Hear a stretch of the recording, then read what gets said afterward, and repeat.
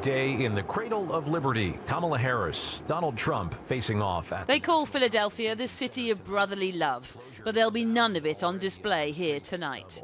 Kamala Harris arrived here in the swing state of Pennsylvania for her historic standoff with Donald Trump, in a race that she's upended in the whirlwind 6 weeks since Joe Biden hastily handed her the nomination in July. It left Trump in a spin and his campaign flailing. He's yet to descend on Philly, preferring the adulation of the faithful and chats with trusted advisors before a face-off with a far more daunting rival, Harris, the former prosecutor, nearly 20 years his junior. The two will meet face-to-face for the first time ever, yes, ever, in a room with no audience and with microphones muted to avoid interruptions.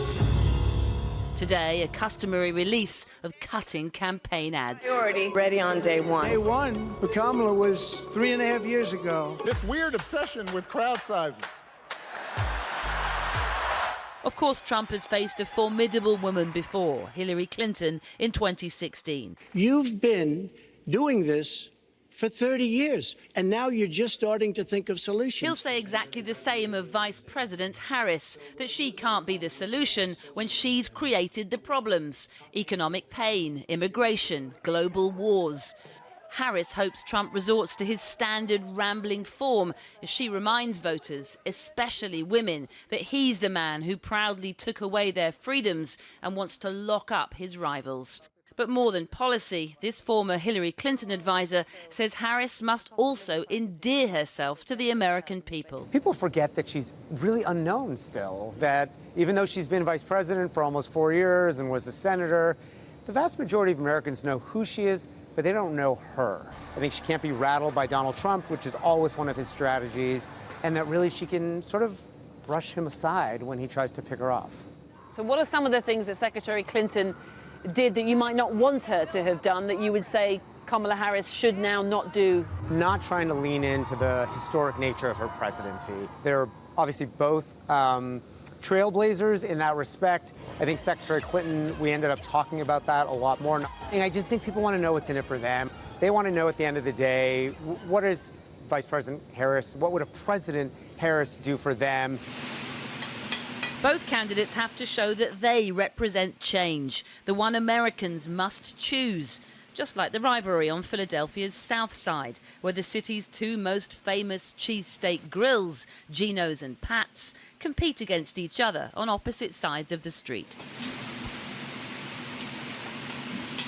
I haven't really been into politics much, paying attention, but over the last few years, my pockets have been paying attention, so... It's the economy for Greg, who's 46 and never voted before, but says he knows who he doesn't want now. Kamala's just flip-flop. You know, 2020 she's against fracking, now she's for fracking.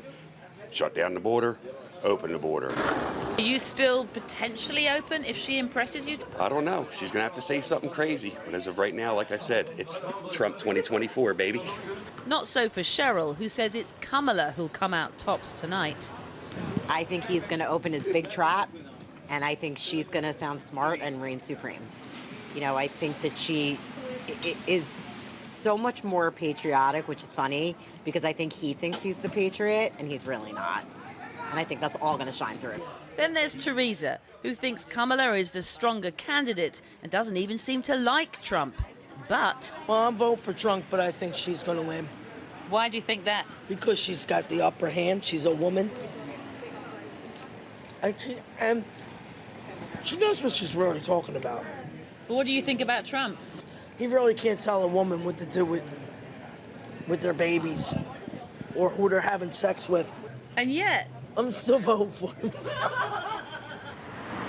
The three provide a perfect snapshot of what's at stake tonight and why this election is so close, with just 2 months to go until America decides whether to put the former president back in the White House or make a historic decision to try something new.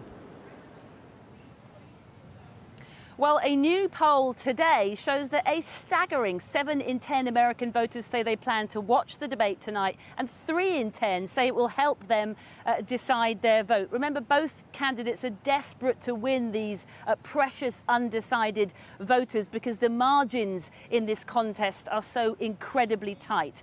Take a look at this. Today's poll shows that Harris is on 49%, with Trump just behind on 48%. So that is very close.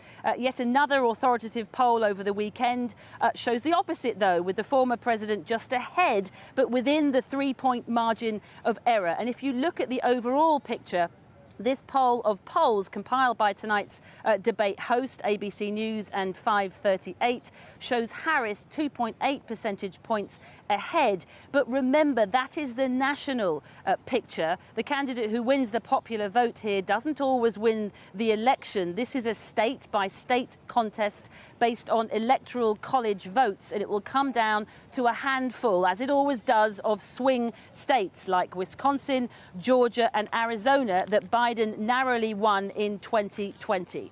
And here in Pennsylvania, he took it just by 80,000 votes. And this time round, the polls suggest that Pennsylvania could in fact be even tighter, which is why, of course, the debate is happening here. Both candidates are desperate to win over the voters here in Pennsylvania in this debate, which might very well be the only one of the presidential contest. The stakes, as ever, could not be any higher.